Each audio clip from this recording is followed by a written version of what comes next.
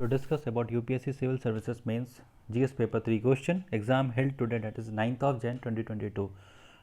We can say that the question was neither too difficult nor too easy. It falls anywhere mid between both the 2 points. We will see each of the question and we will also analyze that level of difficulty. So let us start from first question. The first question is a traditional question. If we are having little basic idea about economics, we can handle this question. So explain the difference between computing methodology of India's GDP before the year 2015 and after the year 2015. We can define what the GDP is. GDP is the total value of goods and services produced in any geographical area over a period of time, calculated in the local currency of that geographical boundary.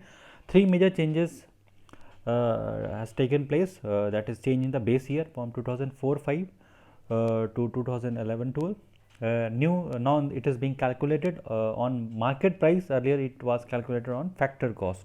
So there is change in this process, and now a more comprehensive data based approach is being used to calculate the GDP. So by these facts we can handle this question. The second question, distinguish between capital budget and revenue budget. Explain the components of both this budget. See, we can start this question with Article 112 of the Indian Constitution, which talks about annual financial statement, and thereafter we can define what is capital budget. Capital budget divided into capital receipt and capital expenditure. Capital receipt is something decrease in asset or an increase in liability. See, capital is something which is called liability. If government borrows loan from a bank, it is called capital receipt. Revenue budget defined into two parts: revenue receipt and revenue expenditure. Revenue receipt is something that we get from money from taxes and non-tax sources, and revenue expenditure is that the expenditure of government over salaries, pension, administrative cost. It's not too difficult question. The third question, how did land reforms in some parts of the country help to improve the socio-economic condition of marginal and small farmer? See, if we are having a basic understanding, we can handle this question. See, pre-independence, the land was mostly in the hand of zamindars, and post-independence, a committee was established under the chairmanship of J.C. Kumarappan, and he has given a 3-point agenda in order to resolve India's land holding problems. The first is abolition of zamindari system. The second is reforms in Tenancy Act and ceilings on landholders. He has fixed a maximum size that a landholder can have. If someone is having more land than the government fixed ceiling, the land would be seized. The fourth question, how and to what extent would micro irrigation help in solving India's water crisis? See, this micro irrigation is in use since long. So this question can be handled, and micro irrigation is called localized low flow, low volume or trickle irrigation, where water pressure is low and a traditional sprinkle system is used. I can show you a photograph of it. You see how micro irrigation takes place. Less wastage of water and precise watering, direct. So let's go to the fifth question. How is S-400 air defense system technically superior to any other system presently available in the world? It is in the news because we have purchased S-400 from Russia. We have got our first delivery also, and the second thing is that Israel is having air defense system called Iron Dome. It was in news because there was a war between Israel and Palestine, and Israel Iron Dome system has handled or intercepted all the missiles, most of the missiles that Palestine has fired towards Israel. So this is the reason it is in news. So this question can be handled. See, there was also a prelims question 4 years back regarding air defense system at the border of North Korea and South Korea, which is called THAAD. So next, sixth question, explain the purpose of the Green Grid initiative launched at World Leaders Summit of the COP26 UN Climate Change Conference in Glasgow in November 2021. See, why this is in news? Because PM Modi and UK PM Boris Johnson has launched a program called One Sun, One World and One Grid at COP26. The basic idea is to connect energy grids across borders, for flow of renewable energy throughout the world, no border, no one sun, one world, and one grid. This is the idea. So the next question, describe the key points of the revised global air quality guidelines recently released by WHO. See, WHO has revised its air quality standards guideline after 16 years. It has six components: PM2 2.5, PM10, O3 ozone, NO2 nitrogen dioxide, SO2, and carbon monoxide. All have been revised. So this question was an expected question from the environment. The eighth question, discuss about the vulnerability of India to earthquake and related hazard. Give example including the silent feature of major disaster caused by earthquake in different parts of the country. It is also an expected question. The thing that we can mention here, that Bureau of Indian Standard has divided the country into various zones, and 59% of the area of India are under major is vulnerable to moderate to major earthquake as per the hazard profile of India. The ninth question, discuss how emerging technology and globalization contribute to money laundering. Elaborate measures to tackle the problem of money laundering both at national and international level. See, we have our own act with regard to prevention of money laundering, Act PML Act, which is called 2002, to tackle this issue. And technology does not always help for good things. So technology can be used for ill motive, terrorism financing, and don't forget to mention FATF and its role when it comes to money laundering, and how it puts North Korea and Pakistan into a different doubtful list that it declares. So here we comes to our 10th question.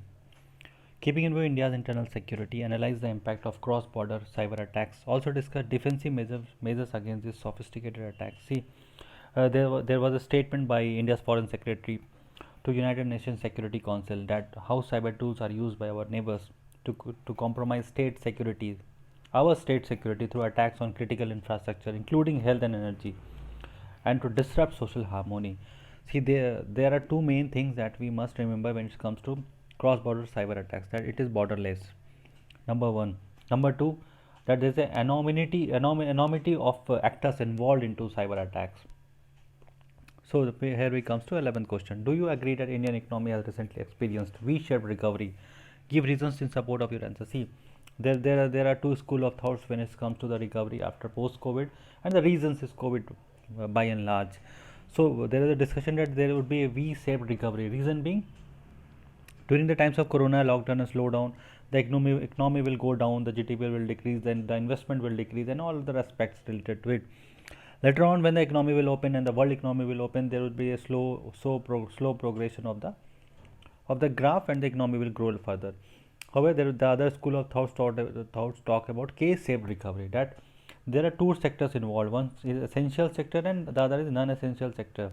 So all the important things required for the economy to grow would be grow with a great pace, while other non-important things will grow with a slow pace. So there are two school of thoughts with regard to growth of economy, V-shaped and K-shaped. The 12th question, investment in infrastructure is essential for more rapid and inclusive economic growth. Yes, this is an expected question. The reason is NIP, an investment of $1.5 trillion. So it is a question which was expected, and we all know that that investment in infrastructure leads to overall growth in the economy, because it pumps more money in the economy, and the whole system starts growing. 13th question, what are the silent features of the National Food Security Act? How has the food security bill helped in eliminating hunger and malnutrition in India? See, this is one of the most successful program that government has launched. In news, reason being corona, lockdown, Atmanirbhar Bharat, and how the ration has been distributed to the migrants and the poor people. Silent features, 75% food security to rural people, 50% for urban population, and uniform entitlement of 5 kg per month per person. The other aspects, there is a reform in a targeted food distribution system, that migrants can have their food share in the other state where they go for their work. So this is an expected question, no doubt. Come to the 14th question. What are the present challenges before crop diversification? How do emerging technologies provide an opportunity for crop diversification? See, Shift from traditionally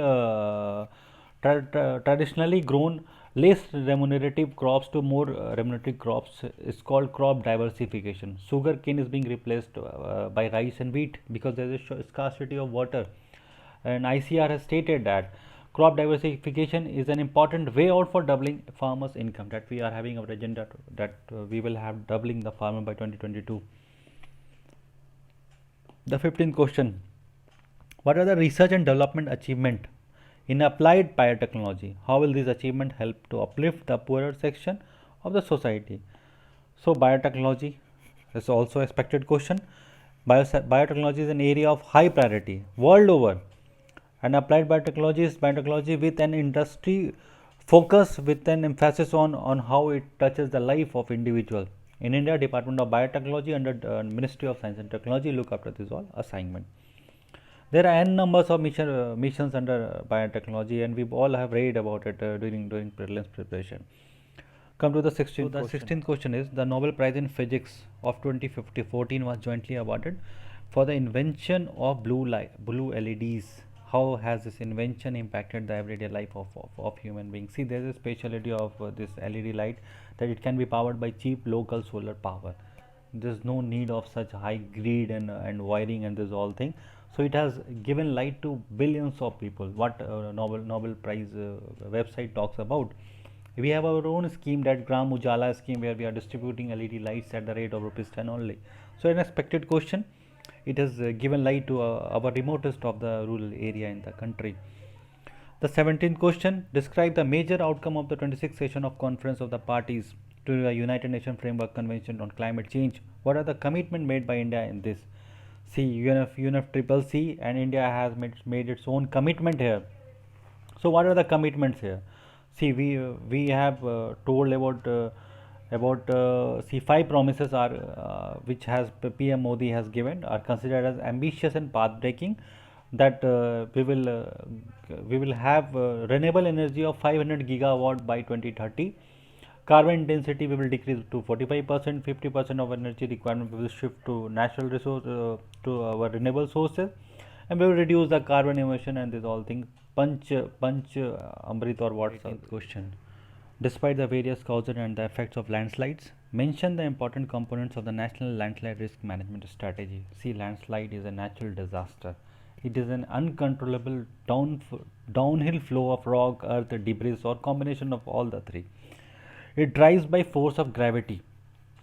And with regard to the see, what are the important components of the National Landslide Risk Management Strategy? See, this is something it's called common sense. What would be the important components? It's about awareness program, capacity building, hazardous mapping, mitigation measures. These all are the things that we can write here.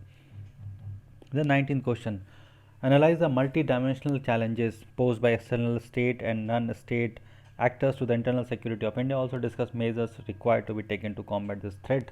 So external state actors are those entities which having formal backing of sovereign state for carrying out intended action. Non-state actors do not have a formal state backing. State actors: army, bureaucracy, intelligence agency; non-state NGO, civil society, and etc. etc. See, state actors, when it comes to India, is our neighborhood. What that we are seeing: Pakistan, China. Non-state, Northeast, we have ULFA members who are acting as a non-state actors. ULFA is supported by China. And drug trafficking, Naxalite, cyber security, these all are challenges that we are facing. Last question, that is analyze the complexity and intensity of terrorism, its causes, linkages, and obnoxious nexus. Also suggest measures required to be taken to eradicate the menace of terrorism.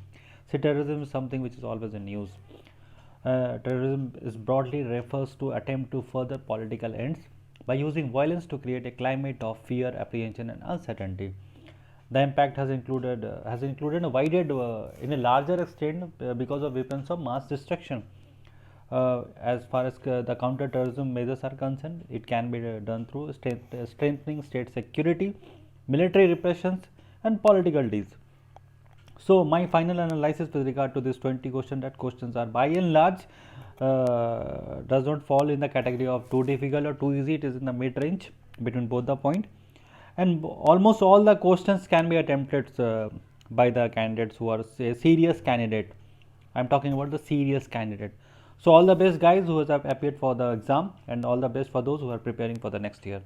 Thank you so much for watching the video.